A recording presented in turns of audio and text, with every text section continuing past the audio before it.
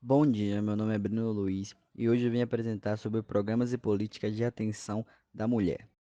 Bom, a Política Nacional de Atenção Integral à Saúde da Mulher, a PNASM, foi elaborada em 2004, que é a partir do diagnóstico de epidemiológico da situação da saúde da mulher no Brasil e do reconhecimento na importância de se contar com as diretrizes que ocorressem as políticas de saúde da mulher. A PNASM é uma rede de cuidados que assegura às mulheres o direito ao planejamento reprodutivo, à atenção humanizada à gravidez, parto e também às crianças o direito ao nascimento seguro, crescimento e desenvolvimento saudável. Alguns objetivos gerais é promover a melhoria das condições de saúde e vida das mulheres brasileiras mediante a garantia de direitos legalmente constituídos e aplicação do recesso aos meios e serviços de promoção, prevenção e assistência e recuperação da saúde em todo o território brasileiro. Bom, ela também pode contribuir para a redução de morbidade e mortalidade feminina no Brasil, especialmente por causas evitáveis em todos os ciclos de vida e nos diversos grupos populacionais sem discriminação de qualquer espécie. Bom, eles visam também ampliar, qualificar e humanizar a atenção integral à saúde da mulher no Sistema Único de Saúde. Essa estratégia tem a finalidade de estruturar e organizar a atenção à saúde materna e infantil no país e será implantada gradativamente em todo o território nacional, iniciando esse processo respeitando o critério epidemiológico, a taxa de mortalidade materna e a densidade populacional. A estratégia Rede Cegonha conta com uma das 10 mais importantes prioridades do Ministério da Saúde para o período entre 2011 e 2015. Segundo o dado de 2013, essa estratégia conta com a adesão de todos os estados brasileiros, sendo 85% das regiões de saúde do Norte e Nordeste e 50% das regiões de saúde do Centro-Oeste, Sudeste e Sul. Cerca de 5.490 municípios possuem uma cobertura de 4,6 milhões de gestantes e 100% deles já adquiriram ao componente pré-natal. Alguns hospitais e maternidades já possuem serviço de atendimento especializado às vítimas de violência sexual. O serviço conta com uma equipe multidisciplinar, formada por médicos, profissionais de enfermagem, psicologia e assistência social, e atende a crianças, adolescentes e adultos vítimas de violência, onde a vítima contará com coleta de exames laboratoriais, como de HIV e hepatite B e C, além de medicações necessárias relacionadas às doenças sexualmente transmissíveis. Após este primeiro atendimento, as mulheres têm agendado um acompanhamento clínico médico e psicológico e assistência social, como também encaminhamentos pertinentes de suas necessidades.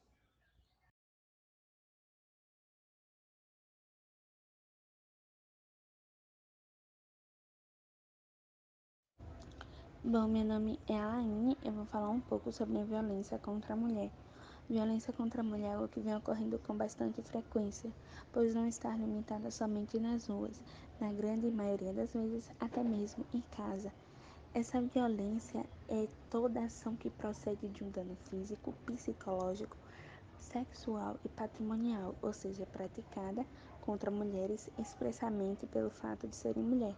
A Lei Maria da Penha foi sancionada no dia 7 de agosto de 2006 pelo presidente Luiz Inácio Lula da Silva, distribuídos por 46 artigos e 7 títulos, homenageando a Maria da Penha Fernandes, uma mulher que sobreviveu às suas tentativas de homicídios realizados por seu ex-companheiro.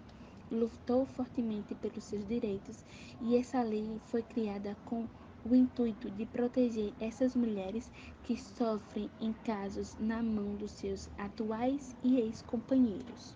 Por fim, infelizmente, mesmo após 40 anos de luta, o que tem sido observado é o aumento de casos de violência doméstica contra a mulher diante desse cenário mundial de Covid-19.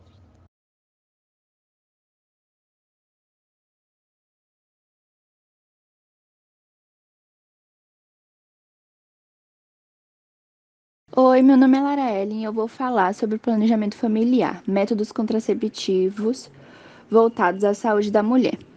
O que é planejamento familiar? A lei sobre planejamento familiar foi feita dia 12 de janeiro de 1996 pela Constituição Federal. O planejamento familiar orienta-se por ações preventivas e educativas e pela garantia de acesso igualitário a informações, meios, métodos e técnicas disponíveis para a regulação da fecundidade. 1. Método hormonal. Os métodos hormonais suprimem a ovulação, pílulas ou injetáveis, Principais características: altamente eficazes, confiáveis, reduzem o fluxo menstrual, reduzem cólicas e síndrome pré-menstrual, não protegem contra DSTs. 2. Anticoncepção cirúrgica voluntária. Método contraceptivo por laqueadura tubária. Características da laqueadura tubária: altamente afetiva, permanente, não protege contra ITG e outras DSTs. 3. Métodos de barreira, camisinha. São métodos contraceptivos que colocam obstáculos físicos à penetração dos espermatozoides no canal cervical. Consiste em um envoltório de látex que, durante o ato sexual, retém o esperma quando ocorre a ejaculação. Protege contra DSTs.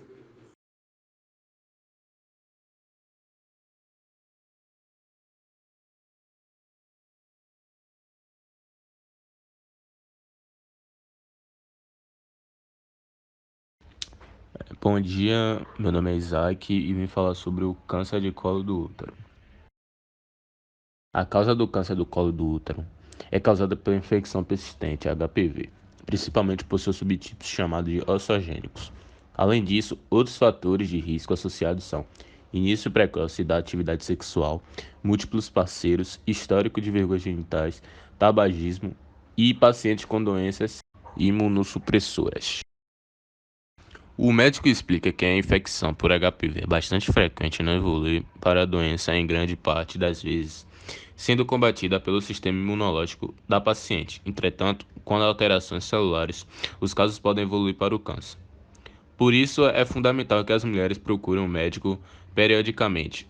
Quando o tumor é detectado no início, há chance de curar na maioria dos casos. O câncer de colo de útero é o terceiro tumor maligno mais frequente nas mulheres, atrás apenas do de mama e do coloretal, e a quarta causa de morte por câncer entre a população feminina no Brasil, de acordo com o Instituto Nacional de Câncer, INCA. A doença, entretanto, pode ser descoberta durante exame de rotina e atinge altas taxas de cura quando detectada e tratada no início. A vacinação, o uso de preservativos em todas as relações sexuais e a realização periódica do exame preventivo são as medidas indicadas para a prevenção do câncer do colo de útero. Os sintomas são corrimento vaginal amarelado, com odor desagradável, sangramentos menstruais irregulares e sangramento após a relação sexual, além de dores na região do baixo do ventre. Segundo o especialista, a Papa Nicolau deve ser feita em mulheres de 25 a 64 anos de idade que já tiveram relação sexual, conforme as diretrizes do Ministério da Saúde. Em relação à frequência, ele explica que precisa ser realizada a cada 3 anos, após 2 exames normais consecutivos no intervalo de 1 ano. Atualmente existe a vacina contra o HPV. Ela é indicada para meninas de 9 a 14 anos e meninos de 11 a 14 anos, além de pessoas que vivem com HIV e indivíduos transportadores na faixa etária de 9 a 26 anos. A vacinação é medida preventiva, não sendo eficaz contra infecções ou lesões por HPV já existentes. Nos estágios mais avançados, a paciente pode apresentar dores pélvicas de forte intensidade, anemia, dores em região lombar, alterações miccionais e no hábito intestinal. O oncologista do Hospital do Câncer Anchieta, Marcos França, destaca que a prevenção é a melhor estratégia. A avaliação anual e regular com o ginecologista, com a coleta do material do preventivo, pode promover a detecção nas fases iniciais da doença, inclusive antes do desenvolvimento do tumor priormente dito. Mais recentemente, novos estudos mostram a eficácia da imunoterapia também contra esse tipo de tumor. O tratamento tem por objetivo melhorar o sistema de defesa da paciente para que as próprias células do sistema imunitário combatam a lesão tumoral. Existem tratamentos mais modernos para combater o câncer. Por exemplo, o uso de novas medicações como os anticorpos monoclonais que destroem as células tumorais e impedem que o tumor promova o desenvolvimento de vasos sanguíneos para si. Além da prevenção, diversos tratamentos podem ajudar, sobretudo quando já houver diagnóstico do tumor. Segundo a oncologista, as opções são procedimentos cirúrgicos, radioterapia, quimioterapia, bracterapia, tipo de radioterapia interna no qual o material radioativo é inserido dentro na região próxima ao órgão e ser tratado, ou a combinação dessas estratégias.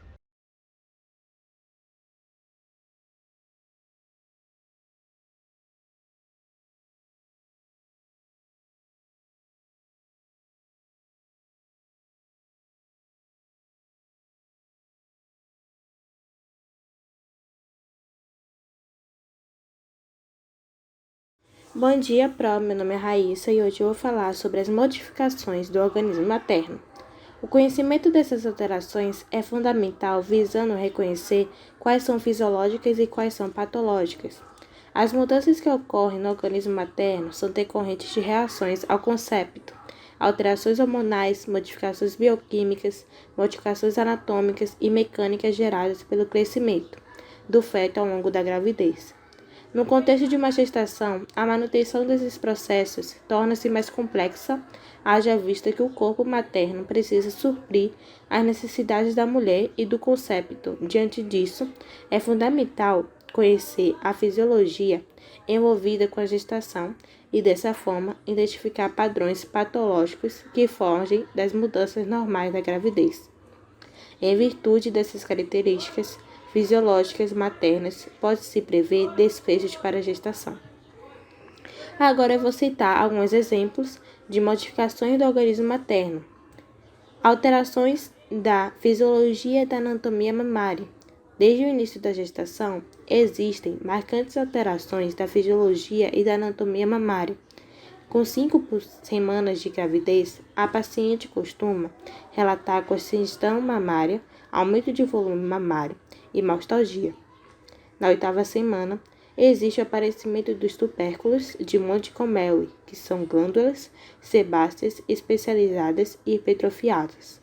Alterações da função renal e urinária. Durante a gravidez, existe marcante alteração da função renal e urinária. Ocorre aumento do fluxo plasmático renal, em torno de 60% a 80%, e da taxa de filtração glomerular, 50%, resultando em hipertrofia e aumento do peso renal em torno de 30%. Pode haver dilatação ureteral e bieloclacial e, por fim, pode ocorrer hidronefrose em função do crescimento uterino. Alterações no trato gastrointestinal.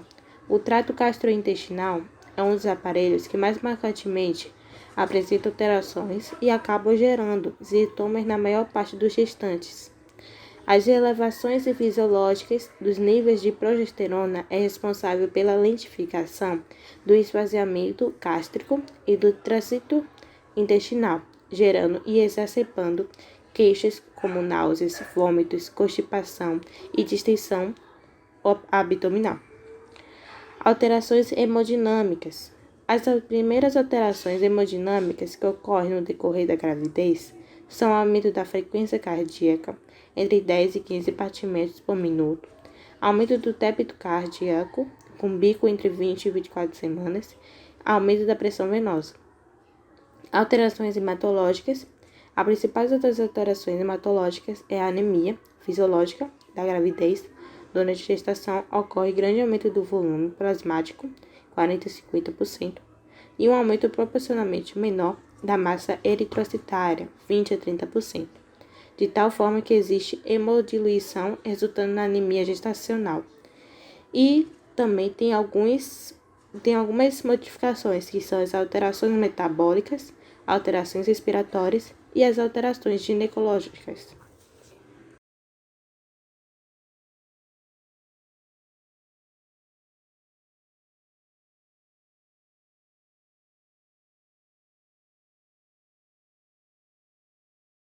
Oi, bom dia. Meu nome é Jennifer e eu vou falar sobre a detecção precoce do câncer de mama. Eu vou começar explicando sobre o que é o câncer de mama. O câncer de mama é um tumor maligno, formado pelo crescimento de células de maneira desordenada e o desenvolvimento de um ou mais nódulos na mama. De acordo com o Instituto Nacional do Câncer, é o câncer mais comum nas mulheres brasileiras E esse é o tipo de câncer que mais mata mulheres em todo o mundo e é considerada a doença mais temida, já que ela afeta a percepção e a imagem pessoal. Os sintomas do câncer de mama variam conforme o tamanho e estágio do tumor, e a maioria dos tumores da mama não apresentam sintomas quando estão no início.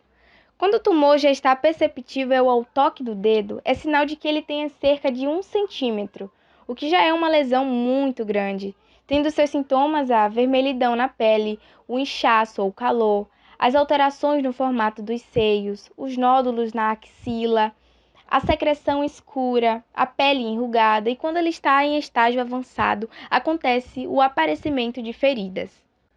A detecção precoce do câncer de mama, de acordo com a Organização Mundial da Saúde, é a realização de exames com abordagem de pessoas com sinais ou sintomas da doença e o rastreamento em pessoas aparentemente saudáveis, ou seja, pessoas assintomáticas, com o objetivo de identificar lesões sugestivas do câncer e encaminhá-la para a investigação e o tratamento.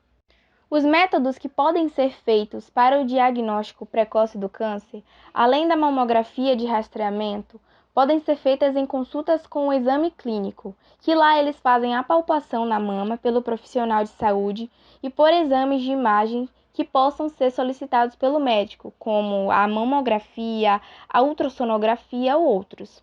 A detecção precoce do câncer de mama é importante ser feita porque ela fornece ao paciente uma chance maior de cura, pois na maioria das vezes a detecção é inicial e mostra o desenvolvimento do câncer, que acaba possibilitando um tratamento melhor, menos agressivo, que diminui a chance de morte. Além de diminuir os riscos da doença, a oncogenética ainda aumenta as chances do sucesso do tratamento do câncer de mama. Assim como muitas mulheres descobrem cedo, muitas acabam diagnosticando bem tarde. Mais de 35% das mulheres descobriram o câncer de mama já em estágio avançado, segundo um estudo divulgado pelo Instituto Oncoguia, que dá apoio a pacientes com câncer.